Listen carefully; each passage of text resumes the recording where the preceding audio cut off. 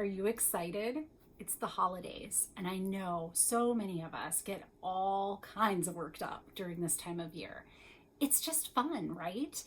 Everything is decorated. We all kind of have a common goal of buying gifts and being with family. Doesn't really matter which of the holidays that you're celebrating around this time of year. Most of them are focused on being with your people and enjoying things. And there are traditions that we have done for years and years that we repeat at this time of year. It almost feels like when I bake cookies now with the same rolling pin that my mom used with me, that she's there too, even though she hasn't been here for a while. Hi, I'm Dr. Natalie Marr. I'm a clinical psychologist and a life transition expert. And on Learn to Love Your Story, it is my passion to help women in midlife live their best life. And one of the ways that I think we could really glean something from the holiday season is borrowing from some of what works during this time and putting it into other times in our life, right? So much of the time, one of the things that I'll hear from people is, I'm stuck, Dr. Natalie. I get up and I do the same thing every day. And honestly, when you say that out loud and you're not emotionally tied to it, the problem solver in you probably thinks real clearly, well, then do something different, right?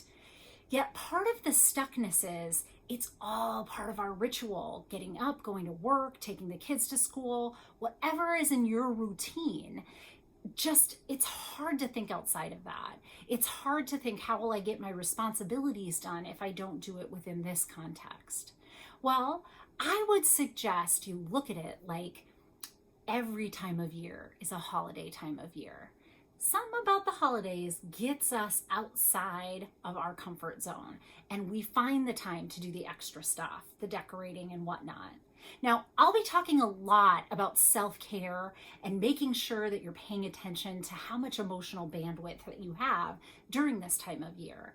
And yet, what I wanted to start with was, let's just borrow from a time that feels really good and replicate the elements of that in other parts of our life that seem to work for us. So one that I've done, and it's been so fun, COVID, no rules, right?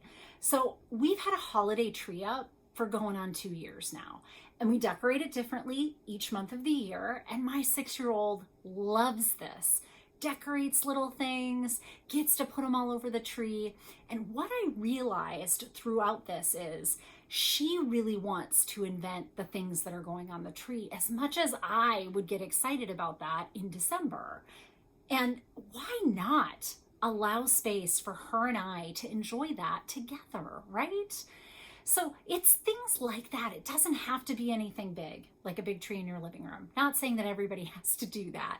What I'm saying is, take from these experiences that you're having over these weeks and borrow from them and place them into your life in the times where you feel stuck and like it's monotonous.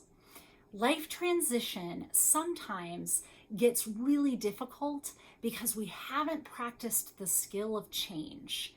And there really is a skill.